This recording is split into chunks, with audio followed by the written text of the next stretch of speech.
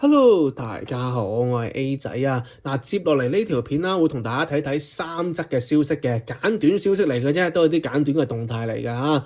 我哋會同大家睇睇下古卓文呢邊啦，見到佢自己分享出嚟就話新歌完成咗啦啊。咁亦都會同大家睇睇曾展望同埋葉倩文呢一邊啦，佢哋拍攝嘅一個節目啦，一馬當先行大運啦，哇！亦都有一個喺 TVB 嘅一個廣告時段播咗個宣傳片出嚟咯啊！咁另外我哋都睇睇星秀嘅三甲啦，胡子貝、柯宇飛同埋馮希哲啦，其實佢哋係出席一個新春保良迎金馬嘅活動去進行彩排嘅。先睇睇佢哋彩排呢一邊啦，好嘛？先講講星秀先啦，從後生嘅開始講起啦。咁樣其實我哋見到啦，因為呢個保良局主辦嘅，同埋電視廣播有限公司啦，一齊去製作嘅新春保良迎金馬呢個節目啦，會喺大年初一嗰陣時亦即係2月17號會播出嚟嘅，晚上9點45分翡翠台播出嘅。黃妍啊、林奕匡啊、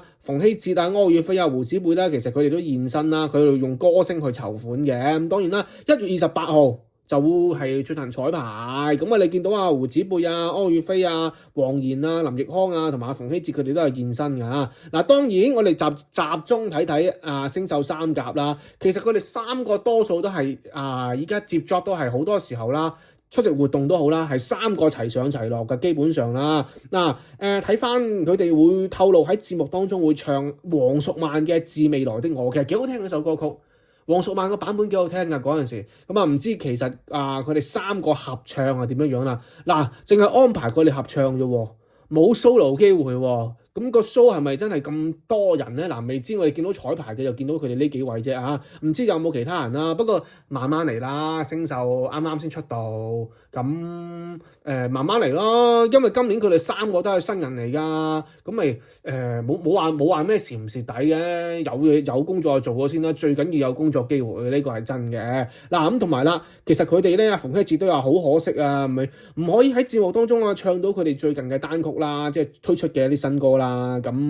不過都透露嘅之後啦，因為佢哋有好多唔同嘅商演啦，咁其實都可以聽到佢哋唱歌。因為三個人佢哋係星秀比賽出嚟嘅，完咗之後啦，因為畢竟星秀三甲，所以其實佢哋工作不斷㗎。因為農曆年嘅前後左右啦，我就算講佢哋嘅動態都有好多佢哋嘅一啲商演機會㗎，不斷都會齊上齊落一齊去工作嘅，同埋有好多機會都會見到一班粉絲啦。馮希哲都同柯宇飛其實 MV 已經推出咗㗎啦，胡子貝首歌咧就叫情緣節嘅，其實就喺呢一個嘅畢業嘅演唱會度啦唱過，但係啦預計就會2月面世好快啫，2月面世。我呢條片我拍呢條片都係30號啦，咁2月面世都差唔多啦。咁佢話冇話2月中、2月頭同2月尾咁樣冇講期待下啦，都好快啦。咁同埋佢亦都講到，因為啦今次嘅 MV 入邊啦，女主角啦係會有甜蜜嘅拖手場面嘅，拖手啫。不過就會保持神秘感嘅，因為啦其實女主角嘅身份就暫時唔同大家透露。我哋知道啦，之前講過唔透露住嘅，會好大驚喜啊嘛。我之前都有出片講過姊妹呢個嘅，有講過。我估就係估係大祖兒估㗎咋。純粹估嘅，因為佢哋合唱過《下次愛你》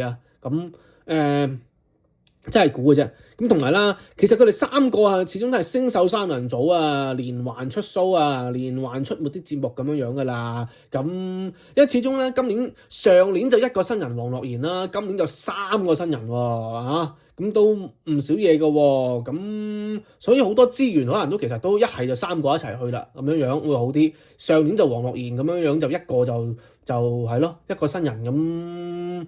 好多機會都去晒黃樂妍嗰度，今次嘅話即係可能唔想分散我估就係即係全部都係集中一齊去，有啲咩 job 嘅一齊去咁樣多啲工作機會啦。咁同埋2026年嘅話，佢哋係新人姿態都係好想做好成績嘅。咁睇翻啦，有好多嘅應援團喺網上度幫手去宣傳佢哋嘅新歌。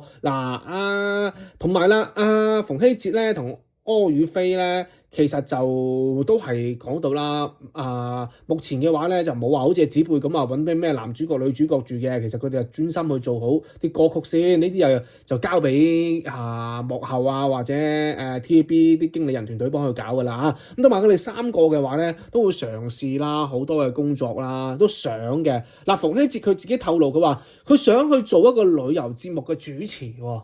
咁要好 talk 得嘅喎嚇，Ryan 都好有勇氣講出嚟喎。咁當然啦，旅遊節目嘅咁成啲有得去玩啦，係嘛？即係你見近期又見到阿戴祖儀同埋邊個丁子朗吳若希佢哋又去澳洲玩啊！咁都係順勢拍埋旅遊節目，順勢去玩嘅，咁都好啊！之前又話成班姐姐我哋去內地玩啊嘛，係嘛？咁都幾好嘅，有得拍節目又有得玩，咁其實都開心嘅。咁馮曦哲話想做，咁都要你口才 OK 先得喎，做主持嗱咁都不過口才 O 唔 OK 我真係唔知啊，馮曦哲咁睇下有冇機會咯。反而呢個旅遊節目嘅主持咧，柯宇飛就自己同埋胡子貝咧都可能有少少卻步咧，因為柯宇飛就話覺得自己嘅口才咧同埋呢個應變能力咧係差嘅，都需要去磨練啊，需要有更多機會去磨練到先得嘅。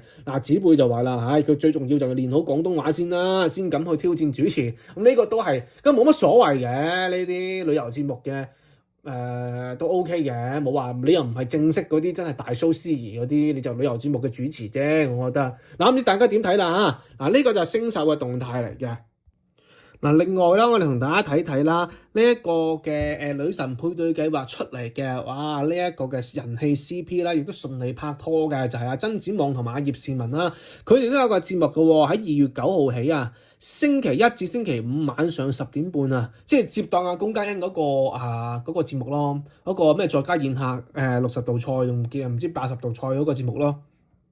咁係啦，嗰個時段就會有佢哋嘅，咁有曾子望同埋葉倩文佢哋去做嘅，當然仲有好多嘅一啲堪輿學家嘅唔同嘅大師啦，都會出嚟有麥玲玲啦，係嘛？李成澤啦，啲都有，我哋見到啲出名嗰啲咁跟住呢一個因為條宣傳片咧喺 TVB 個廣告嗰度即係都有拍出嚟，即係都有播出嚟嘅，所以我哋睇到啦。咁主要都係喺過年前就同大家普及下，即係包括麥玲玲嗰啲講下生肖方面嘅嘢要注意啲咩嘢等等啦。咁咧我哋主要都係睇下曾子望同埋葉倩文啫，因為其實佢哋係喺去到之前去到內地嘅唔同嘅地方都有拍攝嘅，去取景去拍攝啦。咁其實有 cap 咗張圖俾大家睇，呢個應該係內地嘅建築嚟㗎，我估計都係佛山嗰邊㗎啦。因為當時小紅書都話影低咗佢哋好多嘅相喺內地啦，亦都好多人揾佢哋去影相嘅，去打卡嘅。咁TVB 嗰陣時話新聞台都有播出嚟一直就冇公佈係咩節目或者幾時播出啫嘛，依家終於播出啦咁再次見到佢哋有節目出街都係開心嘅對上一個節目就係嗰個女神玩轉嘉年華㗎啦，係咁唔係嘅，如果你話葉倩文都仲有一個嘅慈正星輝人際夜咯，5位女神做呢個司儀咯，咁但係今次真係佢哋兩個啦，再次合體去拍呢種嘅綜藝節目啦，咁你都期待一下啦。因為嗰陣時就話佢哋喺佛山嗰邊有寫揮春係嘛，就寫毛筆字咁樣兩個着到好賀年氣息嘅，咁亦都哇好多人圍住佢哋攞簽名啦。咁其實即係我嗰陣時條片都有講到話，其實佢哋喺內地都好受歡迎下嘅喎，至起碼女神配對計劃呢個節目喺內地係 hit 嘅，係多人認識佢哋嘅，咁就得啦。至起碼有人認得佢哋係女神配對計劃出嚟嘅，佢哋係曾子望同埋葉倩文，咁都 OK 啦。睇下佢哋呢個節目啦，咁期待，因為始終啦，我睇過阿 Sophie 同埋 GM 嗰啲訪問其實佢哋都係好想拍劇嘅，真係唔知 TVB 幾時可以如願以償啦，俾佢哋去入翻劇組因為始終對於佢哋嚟講啦，都係做太多嘅綜藝，做太多嘅主持，其實可能都未必係佢哋一個首選，即係自己中意嘅。佢哋最中意嘅Sophie 講到出口就恨拍劇嘅，講咗好幾次訪問都係話想拍劇嘅，咁證明其實佢係真係想去演翻戲啦。咁睇下有冇機會啦。呢個節目再次同大家講下2月9號啊，都仲有段時間嘅，到時可能有更多呢個節目嘅相關嘅動態啦，又或者會有一啲宣傳嘅一啲記者會啦，再同大家跟進一下。咁之後我哋再同大家睇睇嘅就係阿古卓文呢一邊啦。哇，阿古，我係睇佢自己嘅社交平台喎，佢係自己社交平台分享咗出嚟就話2026First Song done 咁樣，跟住一個打剔嘅一個logo 啦嘅一個係啦，咁就發出嚟嘅嗱，見到阿古卓文係戴住嘅一個耳機啦，咁應該係錄緊音噶啦嚇，即係呢個造型啦，俾張圖大家睇睇啦，呢個造型就絕對係錄緊音嘅，咁證明佢2026年嘅第一首歌已經完成咗咯喎，佢係完成錄音啦，定係完成製作啊？即係成首歌嘅製作啊？定係喂仲要就 MV 都完成埋係咪咧？我覺得都未拍 MV 吧，嗱我唔清楚，咁點都好啦。即係阿古俾我哋嘅感覺咧，歌曲係慢嘅，一直都係慢嘅。咁好多人都話想佢快少少啊嘛，但係今次都快咯喎，話做歌咁快。而家幾月啊？我而家1月30號啊，咁就差唔即係當佢2月都冇所謂啦。咁即係已經有一首歌曲咯喎，咁你都可以期待一下喎。咁究竟幾時出得到街？幾時可以即係 MV 可以上架咧？我哋唔清楚啦，都期待阿古可以有更多嘅一啲更快嘅一啲出歌嘅時間啦，通知話俾我哋知啦。咁同埋我哋知道，因為之前跟進過阿古嘅專訪啊，佢話呢首歌係好似 Feeling Good 嘅喎，有同大家講過，大家冇聽過可以聽翻我有條片係專門講阿古嘅一個專訪嚟嘅。咁同埋啦，就佢講到話呢首歌嗱，首先似 Feeling Good 啦，同埋就係佢製作係要閉關嘅喎。閉關到完成為止喎，咁係咪而家代表佢發呢張圖片出嚟，係咪代表佢已經係已經即係出關啦？即係可能閉關做嘢，唔接受任何嘅外界嘅聯絡啊，任何嘅一啲工作啊，閉關做可能好快會做得到呢啲歌曲咧。嗱，我唔清楚啊。同埋佢出關之時啦，而家就係即係如果我估就係啦，亦都係準備佢嘅一個東莞嘅 show 嘅咯。咁大家可以去支持一下估嘅東莞 show 啊。東莞 show 係佢巡唱嘅一個最後一站嚟嘅，咁大家可以去睇睇啦。咁同埋佢會唔會講喺巡唱東莞站嗰陣時會唱到佢呢首新歌咧？可能會喎。如果你話真係加緊少少係嘛？呢幾日係咯，拍 MV 要幾耐啫？一日。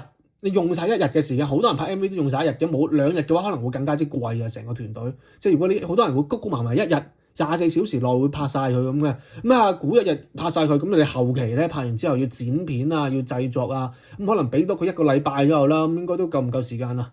應該都夠吧？嗱，咁可唔可以話真係喺佢呢一個嘅演唱會當日啦，可以聽到阿古嘅新歌啦？好多時候都係咁嘅，阿古啲歌好多時候都係即係之前有幾次都係錯過咗佢嘅演唱會嘅，即係以佢廣州站為例啦，嗰首 Oh Yeah 係咪錯過咗啊？都係遲咗少少先出咁係嘛？如果冇記錯應該係咁或者我記錯都唔一定你嘅呢個，咁所以我期待就可以講得切啦嚇。咁唔知大家點睇啦？3則嘅消息都係比較簡短嘅，咁大家睇下啦，有啲咩嘢想講嘅可以即刻喺留言區發表一下。呢條片講到呢度。